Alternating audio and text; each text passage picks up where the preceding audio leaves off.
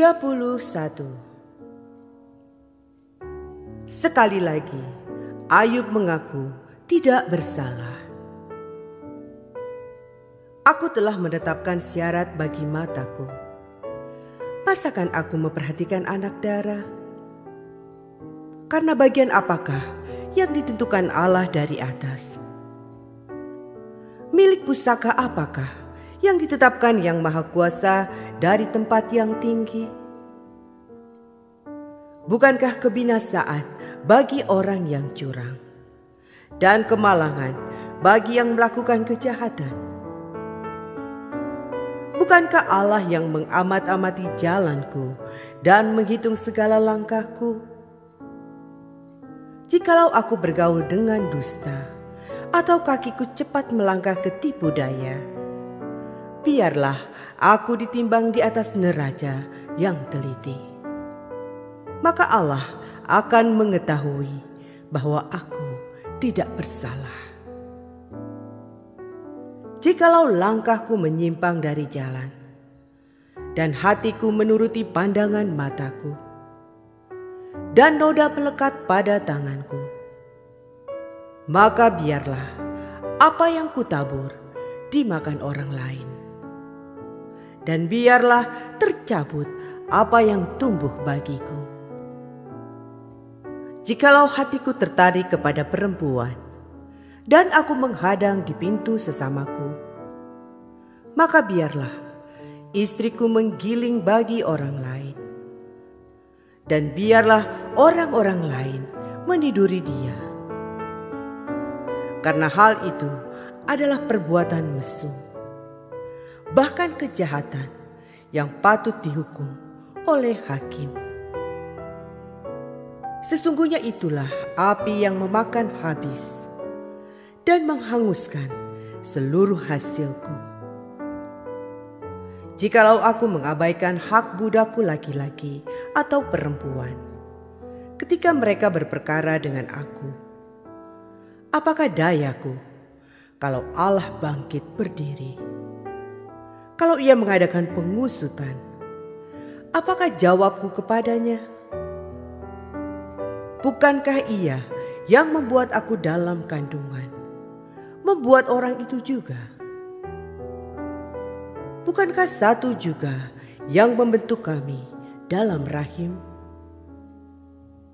Jikalau aku pernah menolak keinginan orang-orang kecil, menyebabkan mata seorang janda menjadi pudar, atau memakan makananku seorang diri, sedang anak yatim tidak turut memakannya. Malah sejak mudanya aku membesarkan dia seperti seorang ayah, dan sejak kandungan ibunya aku membimbing dia.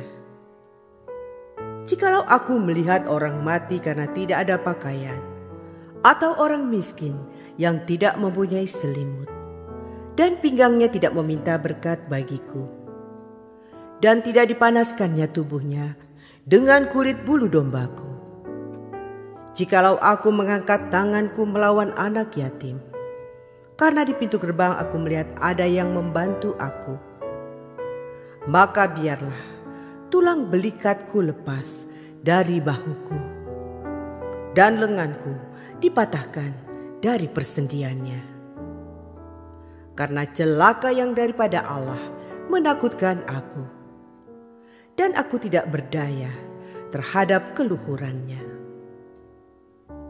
Jikalau aku menaruh kepercayaan kepada emas dan berkata kepada kencana, "Engkaulah kepercayaanku." Jikalau aku bersuka cita karena kekayaanku besar, dan karena tanganku memperoleh harta benda yang berlimpah-limpah. Jikalau aku pernah memandang matahari ketika ia bersinar, dan bulan yang beredar dengan indahnya, sehingga diam-diam hatiku terpikat dan menyampaikan kecupan tangan kepadanya, maka hal itu juga menjadi kejahatan yang patut dihukum oleh hakim. Karena Allah yang di atas telah kuingkari. Apakah aku bersukacita karena kecelakaan pembenciku dan bersorak-sorai bila ia ditimpa malapetaka? Aku tak akan membiarkan mulutku berbuat dosa, menuntut nyawanya dengan mengucapkan sumpah serapah. Jikalau orang-orang di kemahku mengatakan, siapa yang tidak kenyang dengan lauknya? Malah orang asing pun tidak pernah bermalam di luar. Pintuku kubuka bagi musafir. Jikalau aku menutupi pelanggaranku seperti manusia dengan menyembunyikan kesalahanku dalam hatiku, karena aku takuti halayak ramai dan penghinaan kaum keluarga mengagetkan aku, sehingga aku berdiam diri dan tidak keluar dari pintu.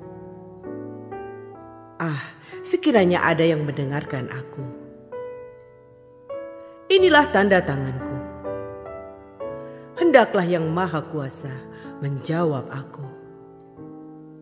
Sekiranya ada surat tuduhan yang ditulis lawanku, sungguh surat itu akan kupikul dan akan kupakai bagaikan mahkota. Setiap langkahku akan kuberitahukan kepadanya. Selaku pemuka, aku akan menghadap dia. Jikalau ladangku berteriak karena aku, dan alur bajaknya menangis bersama-sama. Jikalau aku memakan habis hasilnya dengan tidak membayar dan menyusahkan pemilik-pemiliknya, maka biarlah bukan gandum yang tumbuh, tetapi onak, dan bukan jelai, tetapi lalang. Sekianlah kata-kata Ayub.